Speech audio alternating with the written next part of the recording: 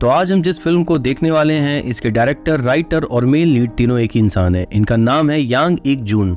इनको ये फिल्म बनाने की इतनी ज्यादा चुल थी कि बाद में इसे कंप्लीट करने के लिए यांग एक जून को अपना घर तक बेचना पड़ गया। इसके पीछे एक बड़ी वजह यह है कि इस फिल्म की कहानी काफी हद तक इनकी जिंदगी से इंस्पायर्ड थी। 2009 में रिलीज हुई साउथ कोरियन फिल्म ब्रीथलेस एक बहुत ही ज्यादा लो बजट फिल्म थी। बावजूद इसके इसने बॉक्स ऑफिस पे कई सारे रिकॉर्ड तो तोड़े ही, साथ ही साथ छोटे बड़े कुल मिलाकर 31 अवार्ड्स भी जीते। इस फिल्म से जुड़ी हुई बाकी डिटेल्स आपको डिस्क्रिप्शन बॉक्स में मिल जाएगी। So without wasting any time फटाफट शुरू करते हैं इसका एक्सप्लेनेशन।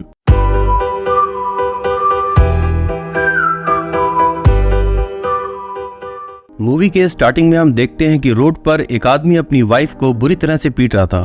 तभी वहां से गुजरता हुआ एक इंसान उस औरत को बचाने के लिए इस आदमी को पीटने लगता है। इस आदमी का नाम है किम सेंग और यही इस फिल्म का मेन कैरेक्टर है।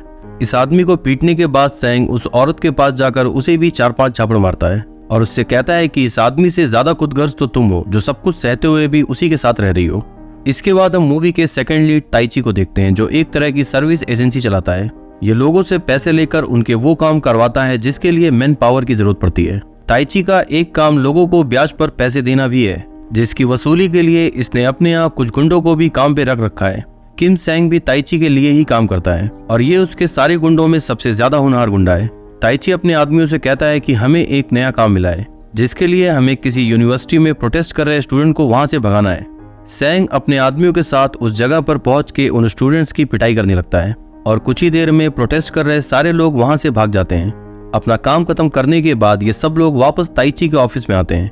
ताइची और सेंग बिजनेस पार्टनर होने के साथ साथ अच्छे दोस्त भी हैं।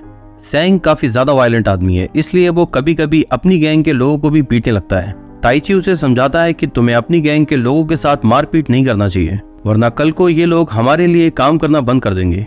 लेकिन सेंग काफी ज्यादा अड़ियल किस्म का आदमी है, इसलिए वो ताइची की बातों को इग्नोर करके हमेशा अपने मन की ही करता है। अगले सीन में हम देखते हैं कि सेंग अपने भांजे जूमी से मिलने के लिए गया है। वो अपनी बहन यानी जूमी की मदर से कोई रिश्ता नहीं रखता, लेकिन वो जूमी से बहुत ज्यादा प्यार करता है और यही वजह है कि इतने सख्त होने के बावजूद वो अपने भांजे के साथ बच्चों जैसे पेश आने की कोशिश भी करता है। जूमी को कुछ पैसे देने के बाद वो यहाँ से अपने घर की तरफ जाने लगता है। रास्ते पर चलते हुए उसका ध्यान कहीं और ही था, इसलिए वो गलती से वहां गुजर रही किसी कॉलेज गर्ल पे थूक देता है। ये लड़की सेंग पर गुस्सा करने लगती है, तो सेंग अपनी गलती को सुधारने के लिए उसके पास जाकर उसके कपड़ों में लगे थूक को साफ करने लगता है। इस लड़की को ये बात नहीं पता थी कि सेंग थोड़ा बैल बुद्धि किस्म का आदमी है, इसलिए वो उसे चाटा मारती है। बदले में सेंग भी उसके चेहरे पर एक जोरदार पंच मार के उसे बेहोश कर देता है। कुछ देर बाद जब इस लड़की को होश आता है तो वो देखती है कि सेंग अभी भी वहीं पर बैठा उसके होश में आने का इंतजार कर रहा था। इससे साफ पता चलता है कि कहीं ना कहीं सेंग को अपनी गलती का एहसास तो हो चुका था, लेकिन सबसे पहले ये लड़की सेंग के मुंह पर थूक कर लड़कियों वाले तरीके से अपना बदला लेती है और फिर ये सेंग को उसे ट्रीट देने के लिए भी कहती है। इसके बाद ये दोनों किसी जगह पर जाकर कुछ खाने पीने लगते हैं और बातचीत के दौरान इन दोनों की हल्की फुल्की दोस्ती भी हो जाती है। इस लड़की का नाम है यूरी और इसकी बातचीत को सुन के ऐसा लगता है कि ये भी अपनी पर्सनल लाइफ में बहुत ज्यादा खुश नहीं है। इसके बाद अपने हिस्से के पैसे लेने के लिए सेंग ताइची के पास जाता है। ताइची उससे पूछता है कि तुम्हारे फादर जेल से कब छूटने वाले हैं। सेंग उसे बताता है कि 1 महीने पहले ही उसके फादर जेल से छूट चुके हैं। तो ताइची उससे कहता है कि इनमें से कुछ पैसे खर्चे के लिए अपने फादर को भी दे देना, लेकिन सेंग उसकी इस बात पे नाराज हो जाता है और उससे कहता है कि अगर तुम्हें उस आदमी की इतनी फिक्र है तो तुम खुद ही उसे पैसे दे दो। इसके बाद सेंग यहाँ से सीधा अपने घर जाता है, जहाँ हम उसके फादर को देखते हैं। वो गालियां देते हुए अपने फादर को बुरी तरह से पीटता है और यही फ्लैशबैक के एक सीन को देखकर हम समझ पाते हैं कि आखिर सेंग इतना अजीबोगरीब टाइप का क्यों है। सेंग के फादर किसी समय में अव्वल दर्जे के शराबी हुआ करते थे। वो शराब पीकर अक्सर सेंग की मदर को मारा पीटा करते थे और एक दिन तो वो इतने ज्यादा नशे में थे कि एक बड़ा सा चाकू लेकर अपनी वाइफ को मारने वाले थे, लेकिन तभी उन्हें बचाने के लिए सेंग की बहन बीच में आ जाती है और इस हमले में चाकू लगने की वजह से वो काफी ज्यादा घायल हो जाती है। सेंग जल्दी से उसे हॉस्पिटल लेके जाता है, जहां उसकी बहन की जान तो बच जाती है, लेकिन जब सेंग की मदर अपनी बेटी को देखने के लिए हॉस्पिटल की तरफ भागी जा रही थी कि तभी अचानक किसी गाड़ी से उनका एक्सीडेंट हो गया और वो वहीं मारी जाती हैं। इसके बाद सेंग के फादर को कुछ सालों की जेल हो जाती है और फिर उसकी बहन की शादी के बाद सेंग ने उससे मिलना जुलना भी बिल्कुल बंद कर दिया। तो कहीं ना कहीं इन सारी घटनाओं के लिए सेंग अपने फादर को ही जिम्मेदार मानता है और इसीलिए वो उन्हें जलील करने के साथ साथ मारता पीटता भी रहता है। अगले दिन सेंग और यूरी की फिर से मुलाकात होती है। यूरी को भी ये बात पता है कि सेंग पैसों की वसूली के लिए लोगों से मारपीट किया करता है और इसीलिए वो उसके काम को लेकर कभी कभी उसे छेड़ने लगती है। इसके बाद वो सेंग को जबरदस्ती अपने साथ घूमने के लिए शहर की तरफ ले जाती है। ये दोनों पूरा दिन एक साथ काफी घूमते फिरते एंजॉय करते हैं और अब इन दोनों में अच्छी खासी दोस्ती भी हो चुकी है। फिर शाम के समय जब यूरी अपने घर पर पहुंचती है तो यहाँ हम उसकी फैमिली को देख पाते हैं। यूरी के भाई का नाम है योंग। ये काफी ज्यादा आवारा और गैर जिम्मेदार किस्म का लड़का है। अगर इसकी छोटी मोटी अय्याशियों को पूरा करने के लिए यूरी इसको पैसा ना दे तो ये उसके साथ मारपीट करने पर भी उतारू हो जाता है। इसके बाद हम यूरी के फादर को देखते हैं जिनका मानसिक संतुलन पूरी तरह से बिगड़ा हुआ है। 2 साल पहले एक दिन अचानक से किसी हादसे में यूरी की मदर की डेथ हो गई थी और इस घटना का उसके फादर के दिमाग पर बहुत गहरा सदमा लगा। यूरी के फादर को ऐसा लगता है कि उनकी वाइफ उन्हें छोड़कर किसी गैर मर्द के साथ कहीं भाग गई है और इसीलिए वो अपने दोनों बच्चों से हर रोज ये पूछा करते हैं कि तुम्हारी माँ घर कब तक वापस आएगी। देखा जाए तो यूरी के घर पर उसकी जिंदगी एक तरह का टॉर्चर है जो उसे हर रोज सहना पड़ता है। अगले दिन सेंग अपनी गैंग के एक नए लड़के के साथ वसूली के लिए निकलता है। काफी जगहों से पैसे कलेक्ट करने के बाद ये एक ऐसे घर में पहुंचते हैं जहां पर एक आदमी अपनी वाइफ को बुरी तरह से मार रहा था। इस तरह की घटनाएं देखकर सेंग को अपना बचपन याद आता है और यही वजह है कि वो डोमेस्टिक वायलेंस को बिल्कुल भी बर्दाश्त नहीं करता।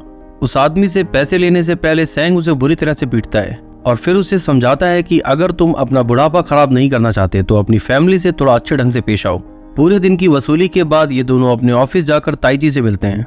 आज के कलेक्शन के पैसों को देखकर ताइची काफी खुश होता है, इसलिए वो इन दोनों को पार्टी देने के लिए अपने साथ किसी बार में लेके जाता है।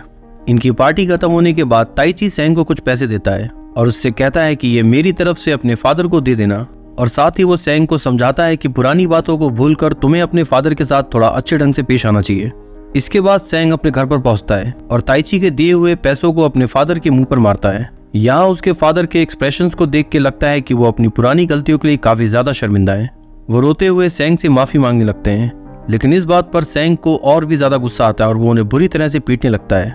यहीं हम देखते हैं कि यूरी और उसका भाई अपने फादर की दिमागी हालत की वजह से काफी परेशान हो चुके हैं। यहाँ फ्लैशबैक के एक सीन में हम देख पाते हैं कि एक दिन यूरी अपनी मदर के साथ उनके शॉप की तरफ जा रही थी। वो देखते हैं कि कुछ गुंडे उस जगह को खाली कराने के लिए उनका सामान वहां से उठा के फेंक रहे थे।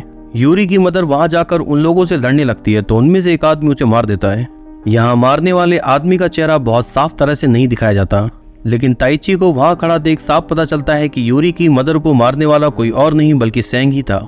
यूरी वहां से कुछ दूरी पर खड़े होकर यह सब कुछ देख रही थी, इसलिए उसकी मदर को मारने वाले लोगों का चेहरा वो साफ साफ नहीं देख पाती। अगले सीन में हम जूमी को उसके दोस्तों के साथ देखते हैं जो आपस में ये बातें कर रहे थे कि जूमी का फादर उसकी मदर के साथ काफी मारपीट किया करता था और इसी वजह से उन दोनों के बीच काफी पहले ही डाइवोर्स हो चुका है।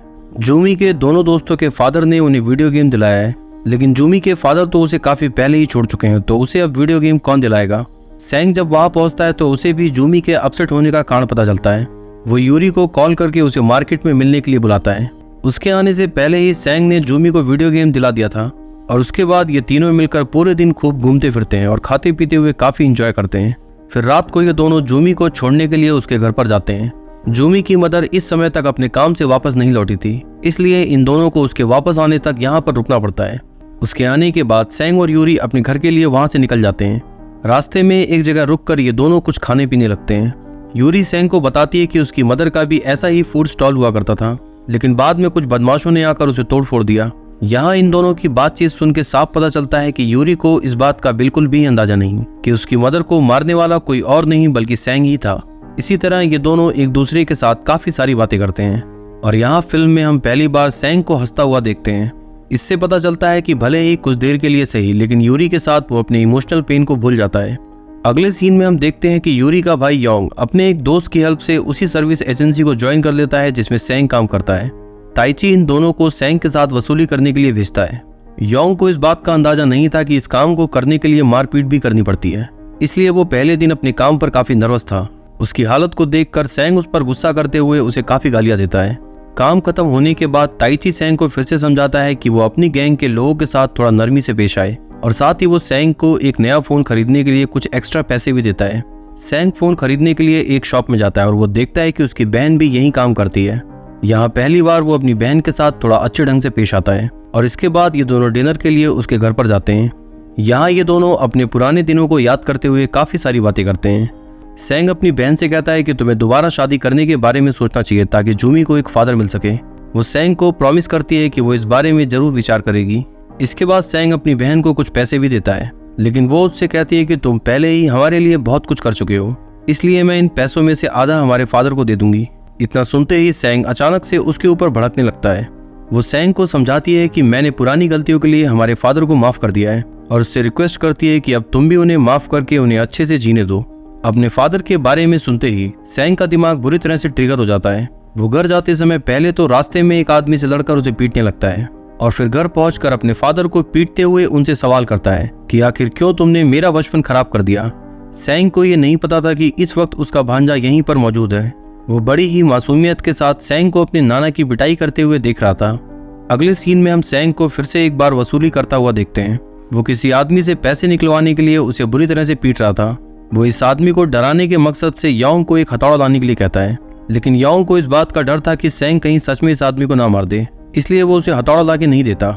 इस बात पर गुस्सा होकर सैंग योंग को ही पीटने लगता है। उसका साथी सैंग को ऐसा करने से रोकता है तो वो उसकी भी पिटाई करता है। वसूली करने के बाद जब ये सब अपने अड्डे पर पहुंचते हैं तो योंग की हालत देखकर ताइची समझ जाता है कि जरूर इसको सैंग नहीं पीटा होगा।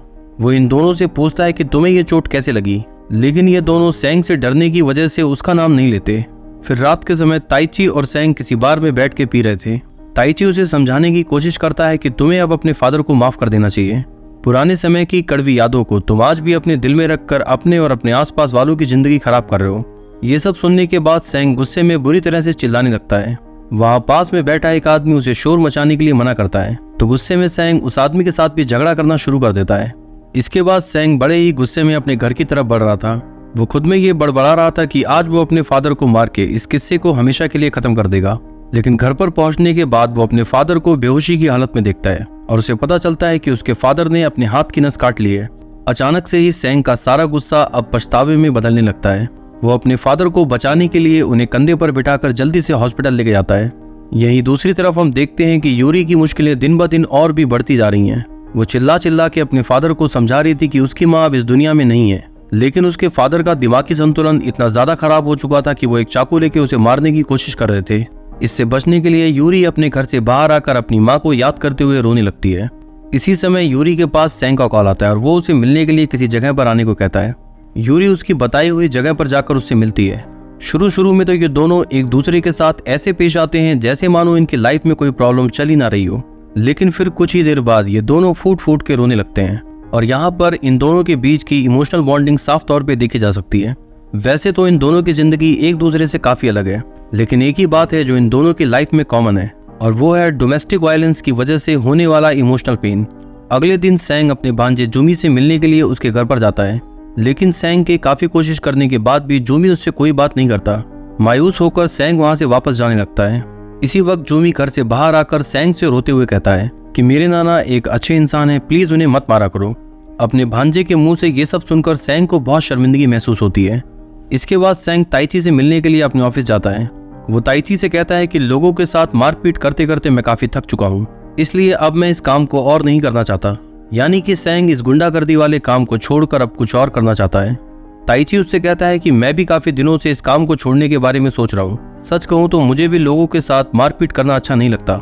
सैंग उससे पूछता है लेकिन इस काम के अलावा तुम और क्या कर सकते हो। ताइची उसे बताता है कि वो काफी दिनों से पैसे इकट्ठे कर रहा था ताकि एक अच्छा रेस्टोरेंट खोल सके। इस काम को छोड़ने के बाद वो बहुत जल्द एक बारबेक्यू रेस्टोरेंट खोलेगा। वो सैंग से कहता है कि बस आज की वसूली करने के बाद तुम कल से इस काम पर मत आना। सैंग अपने आखिरी काम को पूरा करने के लिए योंग के साथ वसूली के लिए निकलता है। ये दोनों एक आदमी के पास पहुंचते हैं जो इन्हें अपनी गरीबी का हवाला देकर पैसे देने से मना कर देता है। योंग ये देखकर पूरी तरह से हैरान रह जाता है कि इस बार सैंग ने किसी भी तरह की मारपीट नहीं की।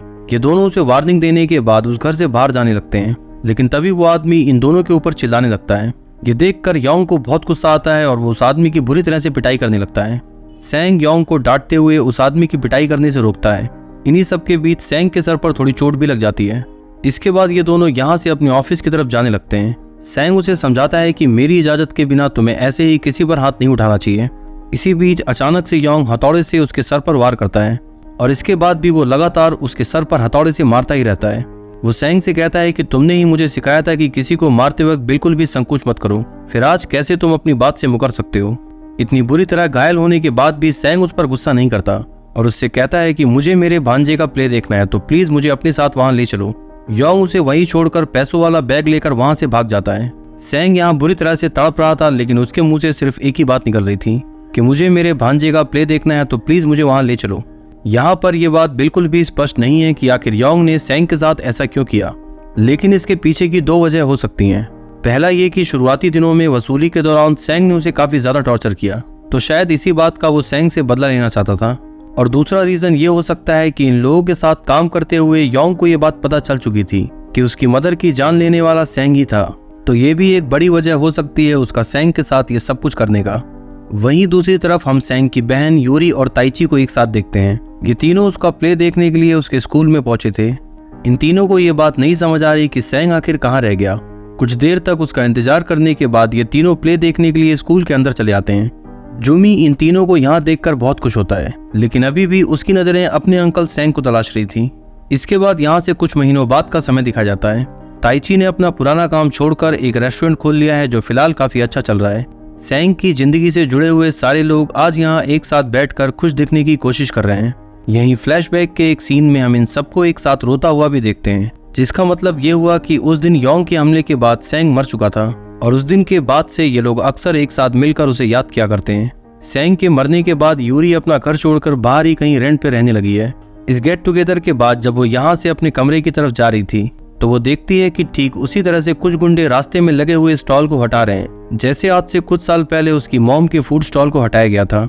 और यहाँ वो देख के हैरान रह जाती है कि इन गुंडों का बॉस कोई और नहीं बल्कि उसका छोटा भाई योंग ही था।